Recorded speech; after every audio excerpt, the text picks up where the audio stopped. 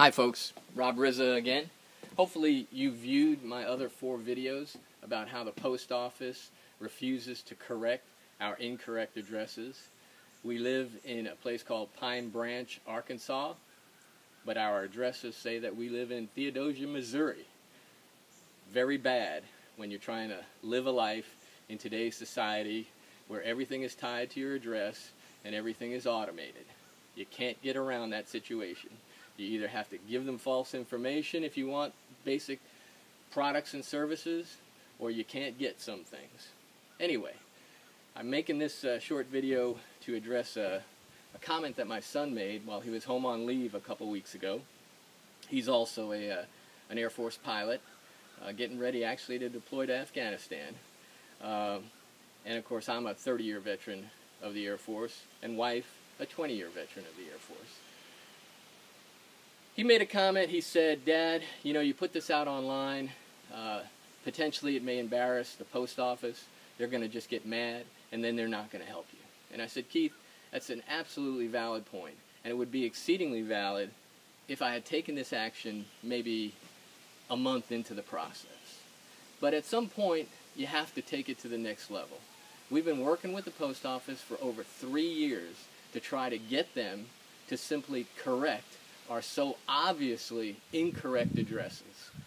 But through the entire time, you know, they started with just a flat-out refusal. Then they came up with rationalizations and reasons, all of which were invalid or could be easily countered with a rational argument.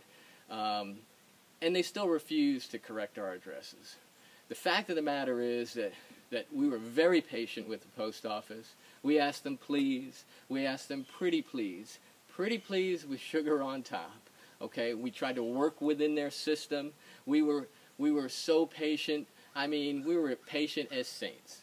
It's been over 3 years. They still refuse to correct our incorrect addresses, and I am at a loss to tell you why that really is, other than the fact that they just don't care. We're too few for them to really care about or lift a finger to really help.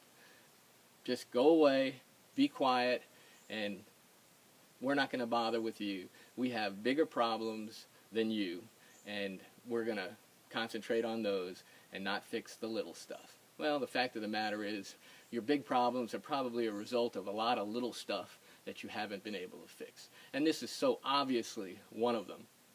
You can't get around the 3 facts of the case, which are our addresses are grossly incorrect. You tell the world we live in a completely different state than we live.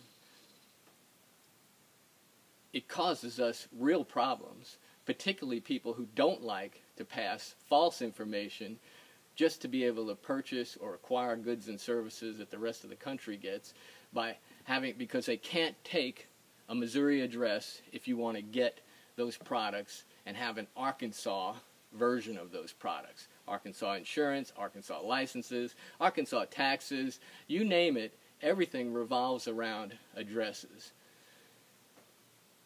That's the second fact. The third fact is that the post office can easily fix this. This is just simply updating and correcting their databases. That's all it is. They probably have, you know, a ton of software engineers on staff right now whose job it is to correct and update their software and databases. And got to pay anybody any extra. They're on staff.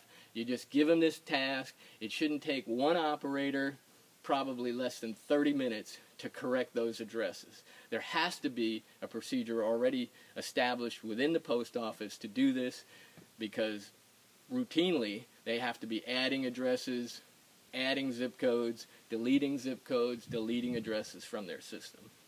So it's nothing new. It's easy to do, but yet they still refuse to do it. I don't know what else to tell you other than the fact that if you think that me taking this action online is irresponsible or unreasonable, well, I really don't know what to tell you. But I didn't take this lightly. It was after a long fight where, after all that was said and done, they still refused to face reason, reality, logic, and just do what is right.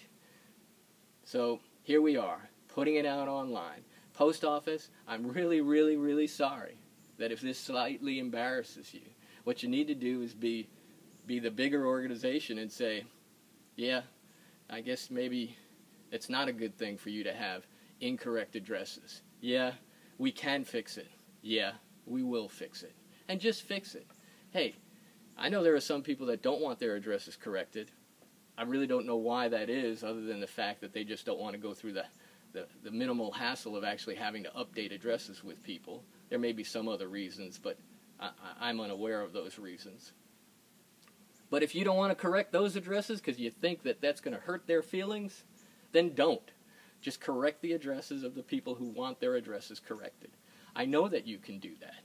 I know that it's easy to do. I have a master's degree in computer science. I said that in one of my earlier videos. And I'm a little bit familiar with software engineering. Okay? So that's it. Just wanted to get that out there and address that and make sure that you understood, Post Office, this is not my fault.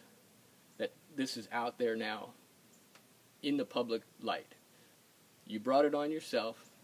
The manager who made this decision brought it on your organization.